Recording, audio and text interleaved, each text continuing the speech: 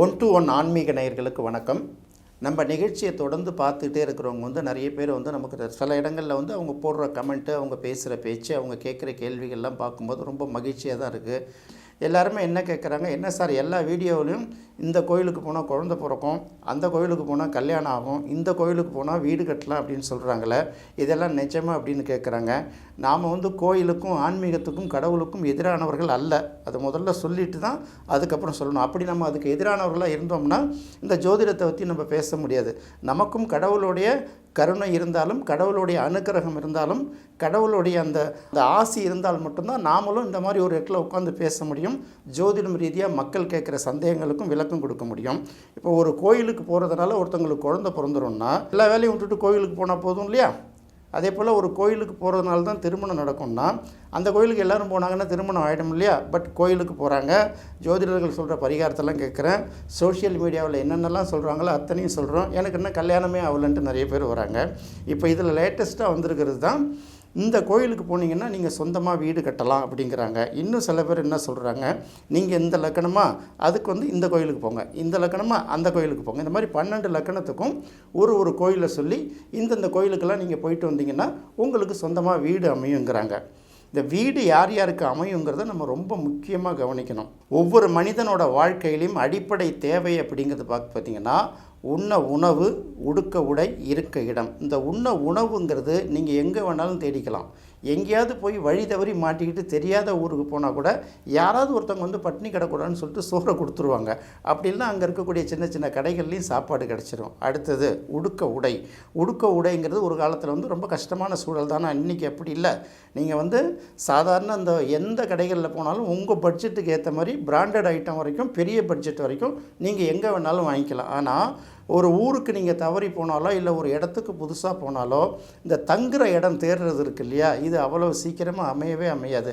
Car கூட கிடைச்சிடலாம். அதனால் நீங்கள் எல்லாத்தையும் வாங்கிடலாம். வீடுங்கிறது உங்களுக்கு உடனே அமையவே அமையாது. அதற்கு ஜாதகத்தில் ஒரு அமைப்பு வேணும். அப்போ வீடு அப்படின்னு பார்க்கும்போது நம்ம என்ன சொல்கிறோம், 4ஆம் இடம் தான் வீடு, மனை, வாகனம் அப்படின்னு சொல்கிறோம்.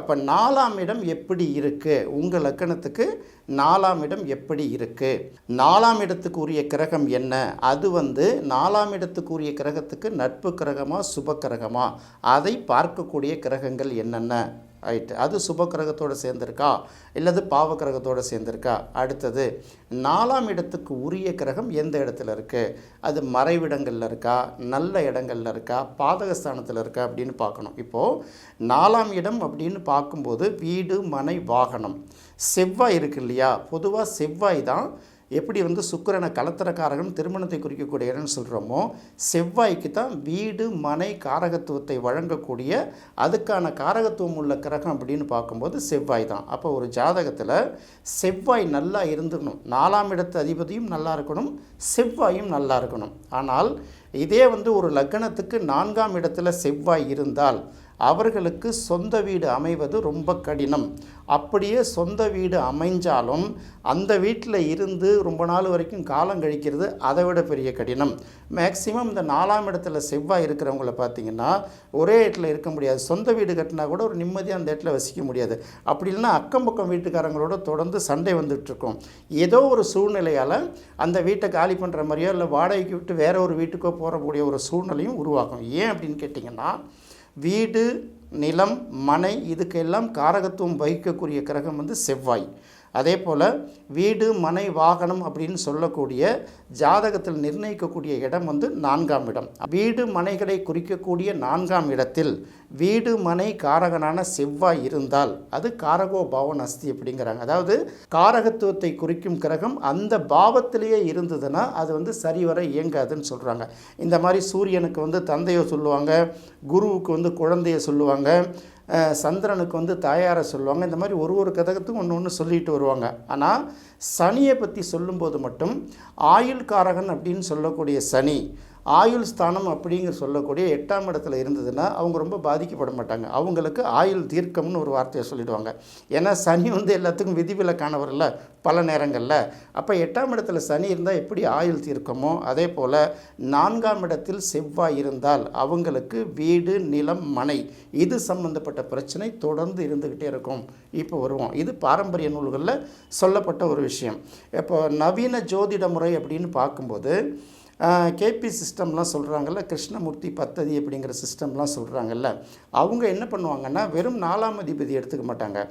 4ஆம் பாவத்தோட இந்த ஆரம்ப முனை அப்படின்னு சொல்லக்கூடிய 4ஆம் பாவத்தோட ஆரம்ப முனை உபநட்சத்திர அதிபதி என்ன, அந்த நட்சத்திரத்துக்கு உரிய கிரகம் அது எங்கே இருக்குது, அது அப்புறம் இந்த குறிகாட்டிகள்லாம் சொல்லுவாங்க. 4, 11, 12 குறிகாட்டுதா, இப்படி அமைந்தால் அவர்களுக்கு சொந்த வீடு அமையும். அப்படி அமையும் போது அந்த 4ஆம் பாவ உபநட்சத்திர அதிபதி சூரியன் இருந்ததுன்னா சூரியனுக்கு உள்ள தன்மையோட நல்ல ஒரு பிரம்மாண்டமான பில்டிங் அமையும். சந்திரன் இருந்ததுன்னா ஒரு கலை நேர்த்தியோட நீர்நிலைகள் பக்கத்தில் அமையும்.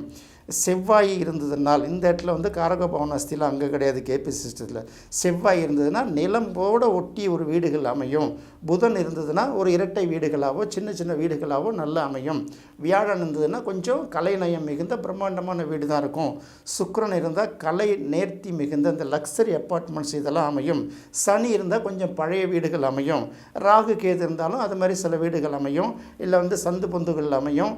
இல்லை கோயில் குளங்களை ஒட்டி இருக்கும். இந்த மாதிரி நிலைகளை ஒட்டி அமைன்னு சொல்லிட்டு ஒரு லிஸ்ட்டாக சொல்லிகிட்டே வருவாங்க. அப்போது ஒருத்தங்களுக்கு வீடு அமையணும் அப்படின்னு பார்க்கும்போது அவங்களுடைய ஜாதகத்தில் 4ஆம் அதிபதி நல்ல நிலையில் இருக்கணும். 4ஆம் இடத்துல இருக்கக்கூடிய கிரகங்கள் நெகட்டிவாக இருக்கக்கூடாது. அப்படி இருந்தால் கூட அந்த திசா புத்திகள் எந்தெந்த திசா புத்திகள் நடக்கும்போது அவங்களுக்கு வீடு வாங்கக்கூடிய யோகம் வரும். சரி, ஒன்றுமே வேணாம், இந்த கோயிலுக்கு போனால் வீடு வாங்கிடலான்னா ரொம்ப வேலை ஈஸி தானே. மிஞ்சி போனால் தமிழ்நாட்டுக்குள்ளே எப்படி போனாலும் ஒரு 300, 400, 500 கிலோமீட்டருக்குள்ளே ஏதாவது ஒரு கோயில் இருக்கும். போயிட்டு வந்துட்டோம்னா வீடு வாங்கிட முடியுமா? முதல்ல அவங்க ஜாதகத்தில் வீடு வாங்கக்கூடிய கெப்பாசிட்டி இருக்குதா? ஏன்னா வீடு வாங்கணுங்கிறது அவ்வளோ எளிமையான காரியம் இல்லை. முதல்ல அவங்க ஒரு சின்ன அமௌண்ட்டை சேர்த்து வைக்கணும். இந்த சின்ன அமௌண்ட்டை சேர்த்து வச்ச பிறகு வங்கிகளில் அவங்க லோனை வாங்கணும்.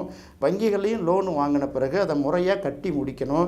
இந்த அமைப்பு அவங்களுக்கு இருக்கா, இல்லை அவங்க குடும்பத்தில் உள்ளவர்களுக்கு இருக்கா, இது எல்லாத்தையும் பார்க்கணும். வாங்கக்கூடிய நிலம் இதெல்லாம் எங்கே பிரச்சனை வரும், எங்கே சிக்கல் வரும், இதெல்லாம் பார்த்து முடிச்சுட்டு உண்மையிலே சில பேர் பார்த்திங்கன்னா வசதியான குடும்பத்தில் இருந்தால் கூட கடைசி வரைக்கும் சொந்த வீட்டில் வாழ முடியாத சில சூழல் இருக்கும். சில பேர் பார்த்திங்கன்னா ஏழையாக தான் இருப்பாங்க. ஆனாலும் அவங்களுக்கு எலி வலையானாலும் தனி வலைன்னு சொல்லுவாங்கள்ல, அது மாதிரி ஒரு சின்ன வீடு இருக்கும். நிறைய பேர் ஊரில் பிரம்மாண்டமான வீடுகளை வச்சுக்கிட்டு நம்மளை மாதிரி பிழைப்புக்காக வெளியூர்களுக்கு வர்றவங்க, சென்னை போன்ற பெருநகரங்களுக்கு போகிறவங்க பார்த்திங்கன்னா ஏதோ ஒரு இடத்துல ஒரு சின்ன ரூமில் தங்கிட்டு இருக்கிறவங்க எல்லாத்தையும் பார்க்குறோம்ல. அப்போ சொந்த வீடு, சொந்த மனை இதெல்லாம் அமையணுன்னா அவங்கவுங்க ஜாதகத்துக்கும் தனிப்பட்ட ஜாதகம் தான் வேலை செய்யுமே தவிர இந்த கோயிலுக்கு போகிறதுனால உங்களால் வீடு கட்டிட முடியாது, இந்த கோயிலுக்கு போகிறதுனால உங்களுக்கு கல்யாணம் ஆகிடாது, இந்த கோயிலுக்கு போகிறதுனால உங்களுக்கு குழந்தை பிறந்துடாது. உங்கள் ஜாதகத்தில் திருமணம் ஆகக்கூடிய வாய்ப்பு இருக்கா? 4ஆம் பாவம் நல்லா இருக்குதா? 4ஆம் பாவத்தில் இருக்கக்கூடிய அந்த கிரகம் நல்லா இருக்குதா? இல்லை 4ஆம் பாவத்துக்கு அதிபதி நல்லா இருக்கா? இதையெல்லாம் சேர்த்து முடிவு பண்ண பிறகு அதுக்கு மேலே கடவுளுடைய அனுக்கிரகம்னு ஒன்று இருக்குல்ல, அதுக்கு உரிய தெய்வங்கள் என்ன, அதுக்கு எங்கே போகிறது, இதையெல்லாம் பார்த்து அங்கெல்லாம் போய் வழிபடும்போது நமக்கு இயற்கையாக அந்த அமைப்பு இருக்கும்போது கடவுளுடைய அனுக்கிரகமும் சேர்ந்து நமக்கு ஒரு நல்ல வீடு அமையும். கட்டின வீடு வாஸ்தோடு அமையுமான்னு அடுத்தது ஒரு கேள்வி. எல்லாருக்கும் வாஸ்தெல்லாம் சரி பண்ணிட முடியாது. சில பேர் ஜாதகத்திலேயே வாஸ்து சரியில்லாத வீடுகள் தான் அமையன்னு இருக்கும். இப்போ சுக்கிரனோட ராகு கேது சேர்ந்தாலோ செவ்வாயோட ராகு கேது சேர்ந்தாலோ அவங்களுக்கு பார்த்திங்கன்னா பெரிய அந்த என்ன தான் வாஸ்து எக்ஸ்பர்ட்டாக இருந்தால் கூட அவங்களுக்கு இந்த வாஸ்து 100%, 90% உள்ள வீடுகள்லாம் அமையாது. வேறு வழியில் நம்ம குடும்பம் தான் இருந்தாகணும். சென்னை போன்ற பெருநகரங்களில் வாஸ்து பார்க்க முடியுமா? வாடகைக்கு பார்க்க முடியுமா? ஒரு பில்டிங் கட்டுறாங்கன்னா இன்ஜினியர் என்ன பண்ணுவார், எந்த இடத்தையும் வேஸ்ட்டு பண்ணாமல் அதை எப்படி முறையாக கட்டணும்னு பார்ப்பார். இப்போ பார்த்திங்கன்னா நிறையா ஃப்ளாட்ஸில் வாஸ்து ஃபாலோடுன்னு வந்துடுது. முடிந்த வரைக்கும் ஓரளவு வாஸ்து ஃபாலோ பண்ணுவாங்க. நம்மளால் அந்தந்த வீடுகள்லாம் வாங்குகிற கெப்பாசிட்டி இருக்கா? அப்பார்ட்மெண்ட்ஸ் வாங்குகிற கெப்பாசிட்டி இருக்கா? இண்டிவிஜுவல் ஹவுசஸில் இருக்க கெப்பாசிட்டி இருக்கா? இல்லை லீஸ் மாதிரி இருக்கிறது இருக்கா? இல்லை கடைசி வரைக்கும் வாடகையில் தான் இருக்கணுமா? இது எல்லாத்தையும் நம்ம யோசித்து பார்க்கணும். அவங்க ஜாதகத்தில் அவங்களுடைய பொருளாதார சூழல் இதெல்லாத்தையும் யோசித்து பார்த்துட்டு அதுக்கப்புறம் தான் அந்த ஜாதகத்தை முடிவு பண்ணுறதை விட்டுட்டு உங்களுக்கு இந்த லக்னமா இந்த கோயிலுக்கு போங்க, இந்த ராசியா இந்த கோயிலுக்கு போங்க, இந்த நட்சத்திரமா இந்த சாமியை கும்பிடுங்கன்னா இது கிட்டத்தட்ட நடக்கிற காரியம் இல்லை. கோயிலுக்கு வேணால் போயிட்டு வாங்க, அது ஒன்றும் தவறு இல்லை. கோயிலுக்கு போனால் மனநிறைவு கிடைக்கும். இந்த கோயிலுக்கு போகிறதுனாலவே உங்களுக்கு வீடு கிடைக்கும் அப்படின்னு நினச்சிங்கன்னா அது வந்து சரியாக இருக்காது. ஏன்னா சொல்லுவாங்கள்ல, ஒரே நேரத்தில் ஒரே ஊரில் ஒரே மருத்துவமனையில் ஒரே நேரத்தில் பிறந்த குழந்தைகளாக இருந்தால் கூட, ஒரு ஈவன் ரெட்டை குழந்தைகள் கூட இருக்குது பார்த்தீங்களா, ஒரு குழந்தை டாக்டராகவும் இன்னொரு குழந்தை இன்ஜினியர் ஆகும், ஒரு குழந்தை பெரிய லெவலுக்கு போகும், இன்னொரு குழந்தை கஷ்டப்படும். என்னென்னா 4 நிமிஷத்துக்கு ஒரு தடவை இந்த லக்ன புள்ளி இருக்குல்ல, அது வந்து மாறிக்கிட்டே வரும். அப்போ இவ்வளவு குழப்பங்கள் இருக்கும்போது, ஒரு யார் வேணாலும் பரவாயில்ல இந்த கோவிலுக்கு போனால் வந்து வீடை கட்டி போடலாம் அப்படின்னா யாராவது நம்புகிற மாதிரியா இருக்குது? அது வந்து அவங்க மேலே தவறு இல்லை. இந்த மாதிரி வந்து தலைப்பை போட்டு இந்த மாதிரி ஒரு பேசினா தானே நீங்களும் பார்க்குறீங்க. இந்த மாதிரி உங்களுக்கு ஒரு அவேர்னஸ் வரணும், ஒரு விழிப்புணர்வு வரணும். மற்றவங்க சொல்கிறதெல்லாம் ஏற்றுக்கக்கூடாது. ஒருத்தவங்க சொல்கிறது உண்மையா அல்லது பொய்யா, இதில் எந்த அளவுக்கு உண்மை இருக்குது, இல்லை என்ன நோக்கத்துக்காக சொல்கிறாங்க, இப்படியெல்லாம் அனலைஸ் பண்ணி பார்க்குறதுக்காக தான் இந்த மாதிரி வீடியோக்களை நம்ம நிகழ்ச்சியில் தொடர்ந்து வழங்கிட்டுருக்கோம். அதனால் உங்களுடைய ஜாதகத்தில் 4ஆம் இடம் பாருங்கள், 4ஆம் இடத்துல இருக்கக்கூடிய கிரகங்களை பாருங்கள். அந்த கிரகங்கள் அதுக்கப்புறம் இதெல்லாம் பார்த்துட்டு தான் நீங்கள் முடிவு பண்ணணும். சாதாரணமாக ஒரு ஜாதகத்தில் ஒருத்தங்களுக்கு வீடு எப்போ அமையும் அப்படின்னு கேட்கும்போது, இந்த 4ஆம் இடம் 4ஆம் பாவத்தெல்லாம் ஒரு பக்கம் இருக்கட்டும். அதை தாண்டி நீங்கள் பிறந்த ஜாதகத்தில் குரு என்ன நிலைமையில் இருக்குது அப்படின்னு பாருங்கள். இந்த குருவை கோச்சார சனி கிராஸ் பண்ணுறது, 2.5 வருஷத்துக்கு ஒரு தடவை கோச்சார சனி கடந்து போகுது இல்லையா, அப்போது அந்த கோச்சார சனியோட பார்வை அந்த குரு மேலே பட்டாலும், அல்லது கோச்சார சனி குருவை கடந்து செல்கிற காலகட்டங்கள், உதாரணத்துக்கு இப்போ வந்து கோச்சார சனி அப்படிங்கிறது பார்த்திங்கன்னா கும்பராசியில் இருக்குது. ஏற்கனவே ஒரு ஜாதகத்தில் பிறந்த ஜாதகத்தில் கும்பத்தில் குரு இருக்குதுன்னு வச்சுக்கோங்களேன். இப்போ வந்து கும்பத்தை தானே கோச்சார சனி கிராஸ் பண்ணுது.